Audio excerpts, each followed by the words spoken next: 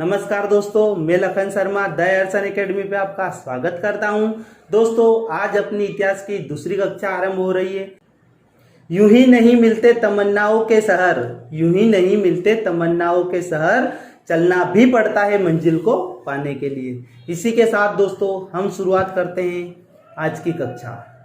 आज की कक्षा को शुरू करने से पहले एक बात और, कल हमने क्या देखा वो भी देखना आवश्यक है दोस्तों। इतिहास क्या है, इतिहास को कैसे पढ़ना चाहिए, इतिहास को हमने वर्गीकरण किया था परंपरागत और आधुनिक। ठीक है दोस्तों, आधुनिक वर्गीकरण में हमने देखा था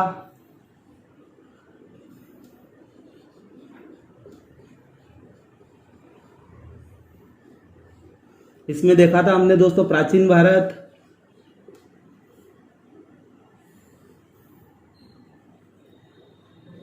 इसमें मध्यकालीन भारत,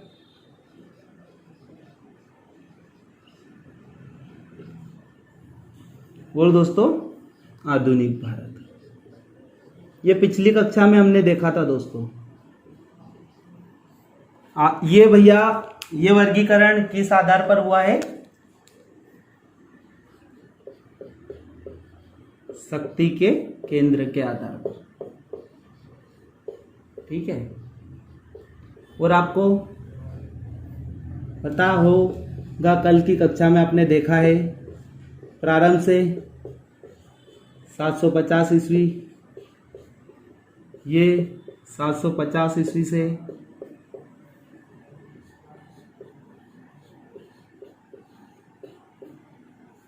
1757 ईस्वी, और ये 1757 ईस्वी से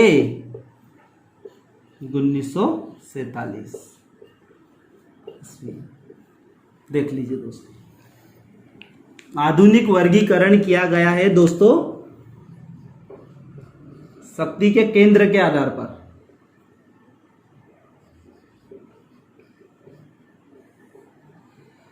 प्राचीन भारत, मध्यकालीन भारत और आधुनिक भारत। प्रारंभ से 750 ईस्वी तक का है इसका काल, और 750 ईस्वी से 1757 ईस्वी, और आधुनिक का है 1757 ईस्वी से 1947 ईस्वी।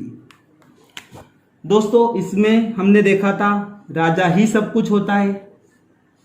मध्यकाल में देखा था यहां से सामंतवाद की शुरुआत हो गई थी। ये सामंतवाद के पहले, और ये यहां से सामंतवाद की शुरुआत मध्यकाल से हो गई थी। ठीक है, मध्यकालीन भारत से।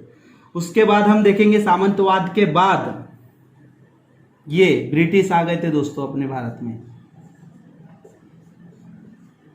और बहुत सारी कंपनियां आ गई थी, यूरोपीय कंपनी, हम देखेंगे आगे। ये देखा दोस्तों,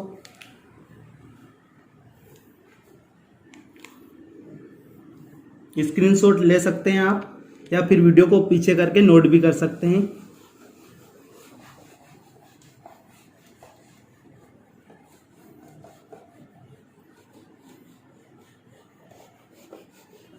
आधुनिक भारत स्टार्ट करने से पहले हम देखेंगे दोस्तों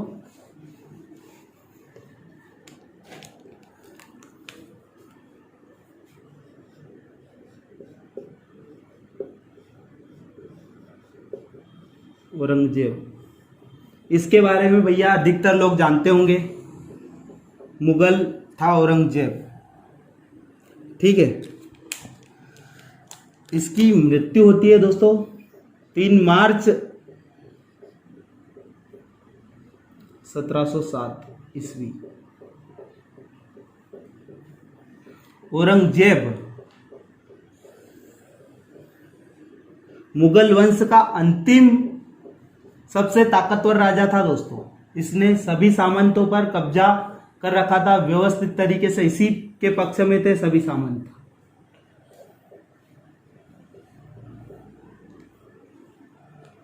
इसके बाद औरंगजेब की मृत्यु के बाद मुगल वंश में ऐसा कोई शासक नहीं था जिसके पक्ष में सामंतवाद और सामंत पूरी तरह से उनके कब्जे में रहे।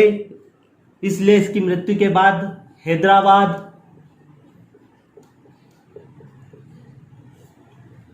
बंगाल, कर्नाटक,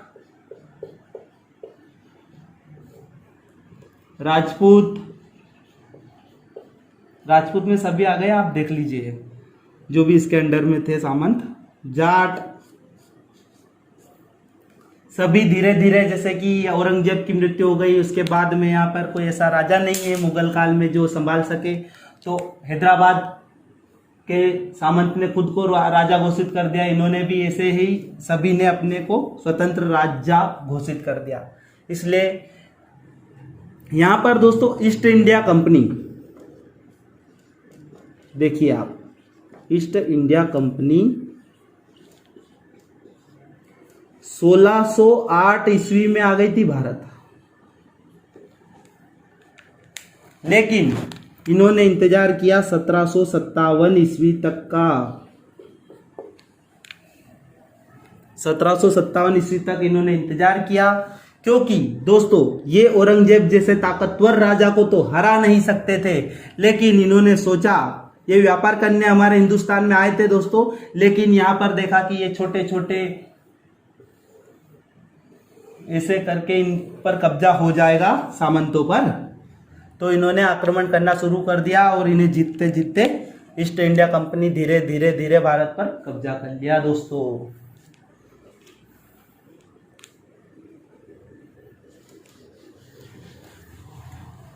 अब हम देखेंगे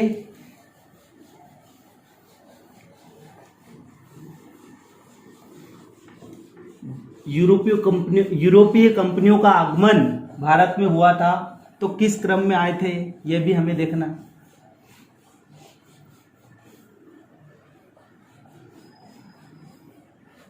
पर अब सबसे ज्यादा डाउट रहता है दोस्तों इस एडी, बीसी, ईस्वी और ईसा पूर्व, ये बहुत सारे का मैंने देखा है, बहुत को डाउट रहता है इसमें, तो ये हम देख लेते हैं सबसे पहले।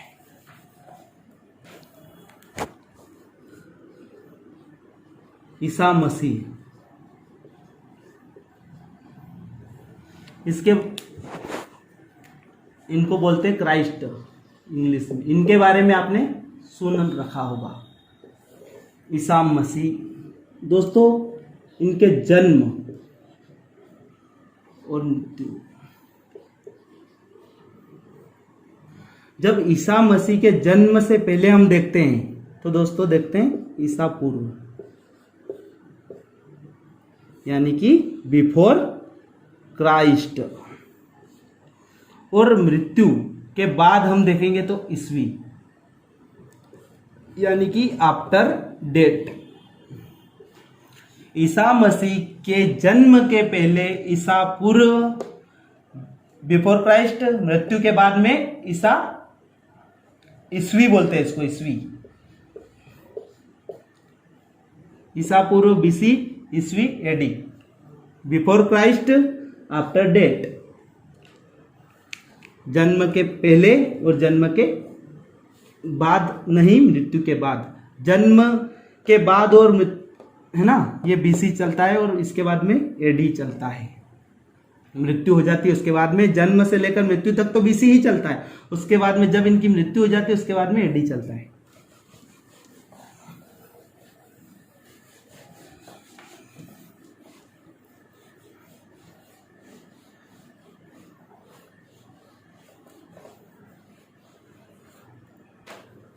अब सबसे पहले महत्वपूर्ण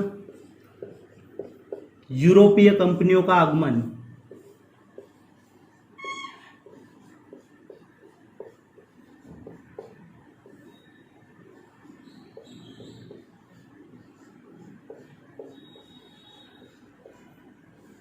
ठीक है, यूरोपीय कंपनियों का आगमन हम देखेंगे। इसको इस क्रम में आप याद रखिएगा, पी डी, बी डी और एफ एस। पी से दोस्तों पुर्तगाली, डी से डच,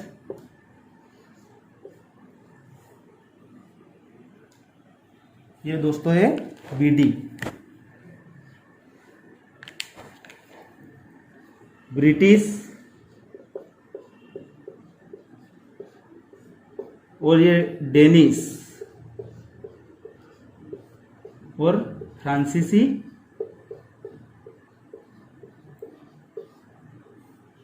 स्वीडिश।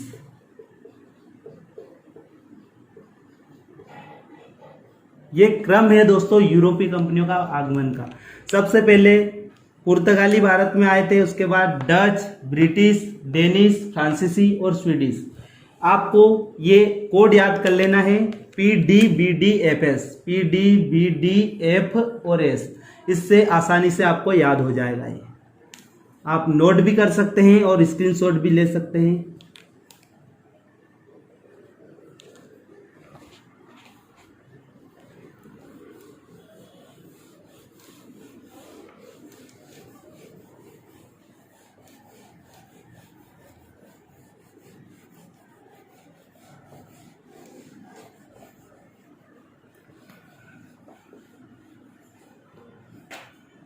सबसे पहले देखेंगे दोस्तों हम पुर्तगाली।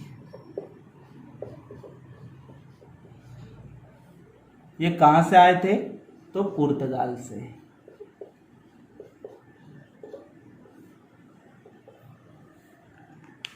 इससे पहले हम देखते हैं दोस्तों, थोड़ा सा पहले चलते हैं अपन। दो व्यक्ति रहते हैं, एक नाव में बैठता है वास्को डिगामा और दूसरी नाव में बैठता है भैया कोलंबस। कोलंबस जहाज है इनके पास, पर हम आपको उदाहरण के लिए समझा रहे हैं। और वास्को डिगामा, वास्को डिगामा पुर्तगाली थे ये, ठीक है। ये भैया दोनों ही भारत की खोज के लिए निकले थे। भारत की खोज के लिए इसलिए निकले थे दोस्तों ये, क्योंकि हमारे भारत का मसाला बहुत ही फेमस था। मसाले के लिए ये दोस्तों भारत के लिए निकले थे। लेकिन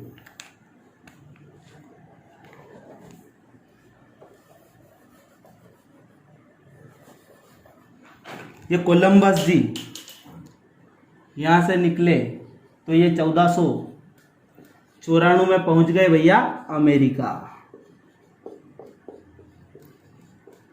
तो इन्होंने खोज कर दी अमेरिका की। अमेरिका की खोज करी है कोलंबस ने।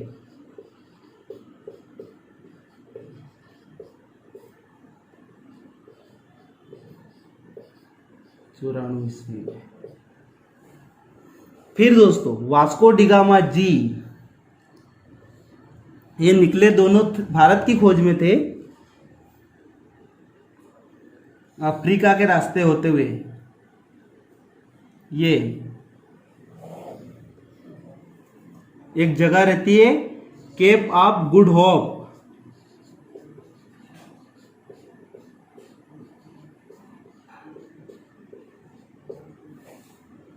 केप ऑफ गुड होप, उसके रास्ते यहां पहुंच जाते हैं। हमारे हिंदुस्तान में एक जगह रहती है कालीकट, वहां, ठीक है दोस्तों। जब ये वास्को डिगामा जी कालीकट पहुंच जाते हैं, तब वहां के राजा जमोरी इनका भव्य स्वागत करते हैं, ठीक है, और इनको परमिशन दे देते हैं मसाला इनके देश में ले जाने के लिए।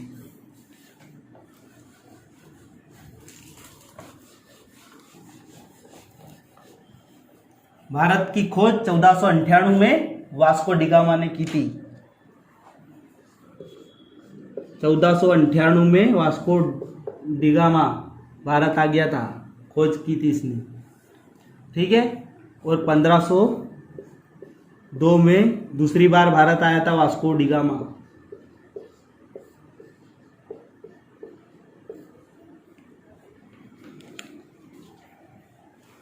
जब दोस्तों कालीकट के राजा जमोरी ने इनको मसाला अपने देश में ले जाने की परमिशन दे दी दोस्तों, उस समय वास्को डिगामा जी 1498 की में इन्होंने खोज करी। फिर अपने देश में जब ये गए भारत का मसाला लेके, तो लगभग इन्होंने यहाँ से 60 गुना ज़्यादा वहाँ पे मुनाफा प्राप्त किया। मान लीजिए 100 RS में ये मसाला ले गए, तो वहाँ जाकर इन्होंने 6000 RS में मसाला बेचा। इनको बहुत सा बड़ा फायदा हुआ। फिर जब ये पुर्तगाल वापस गए तो पुर्तगाल के लोगों ने देखा वास्को डी गामा भारत गया, धीरे धीरे उनको मुनाफा हुआ, तो ऐसे ही पुर्तगाल से और लोग आने लगे हमारे हिंदुस्तान की ओर। ठीक है, तो दोस्तों पुर्तगाली धीरे धीरे व्यापार के उद्देश्य से हमारे हिंदुस्तान में आए।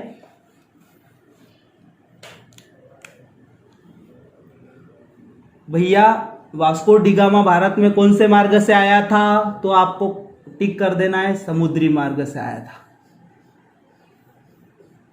किस स्थान से? केप ऑफ गुड होप से कालीकट रुका था ये, फिर स्वागत किया था, ये आपको देखना है ना दोस्तों। आज के लिए इतना ही। जय महाकाल, मिलते हैं अगले वीडियो में।